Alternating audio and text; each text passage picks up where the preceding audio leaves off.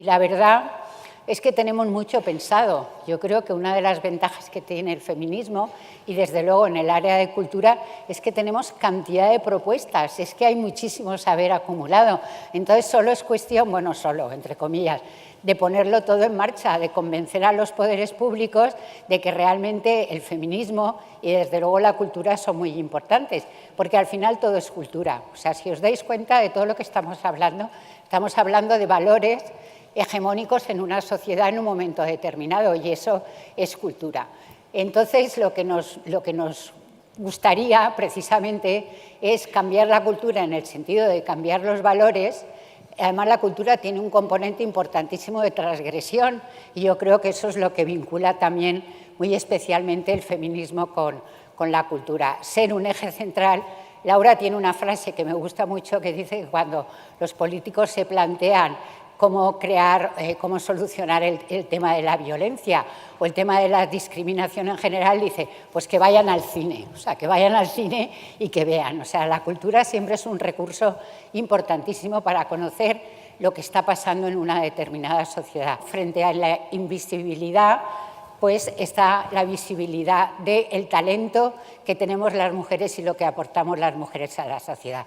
Y hay otro concepto que me parece también muy importante al que recurrimos, que es el de la presencia equilibrada. ¿Cómo puede haber ese desequilibrio tan grande en nuestra sociedad? El debate en general tiene que estar completamente presente, o sea que tenemos que seguir debatiendo y estudiando y haciendo activismo, porque yo creo que esa es la manera también de avanzar. Y desde luego, porque no sé si lo he dicho antes con todo el fervor que quería decirlo, pero que haya espacios como el Feminario, yo creo que es importantísimo, porque nos permite juntarnos y cuando nos juntamos y la reflexión tiene peso, pues realmente salimos fortalecidas. Hasta los años 80 podíamos pensar que si había pocas mujeres en el panorama cultural, luego voy a concretar a qué me refiero exactamente, podíamos atribuirlo a su falta de formación, que esto ha sido una constante a lo largo de la historia. Como sabéis, las mujeres han estado excluidas de las universidades, en España pudieron empezar a ir a la universidad en 1910 y todavía en la transición había más analfabetismo femenino que masculino.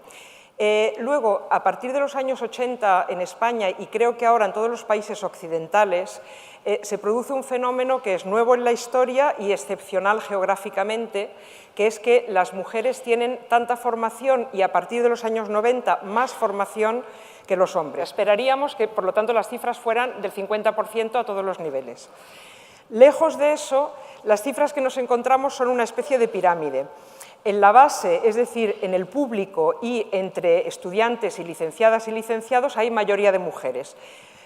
Mayoría, bueno, según los casos, leve mayoría o amplia mayoría, pero hay mayoría de mujeres, ya digo, estoy mezclando un poco el público del teatro con los estudiantes de filología, pero grosso modo, en la base hay mayoría de mujeres.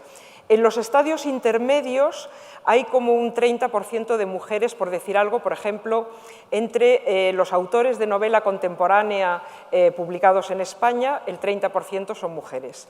Y luego, en la cima, entendiendo por tal la máxima autoridad y autoría, es decir, quienes crean la cultura, quienes son reconocidos como creadores de cultura y quienes ocupan los puestos más visibles y de más poder simbólico, ahí ya prácticamente van desapareciendo las mujeres. Que haya igualdad y igualdad de oportunidades, paridad, etcétera, en el mundo de la cultura, por una parte es una reivindicación perfectamente legítima de las profesionales del mundo de la cultura, pero sobre todo es una reivindicación que afecta a la sociedad entera, porque como decía ayer Pilar Aguilar, la prédica patriarcal eficaz hoy no es la que se hace en los púlpitos, sino en las salas de cine o en las bibliotecas.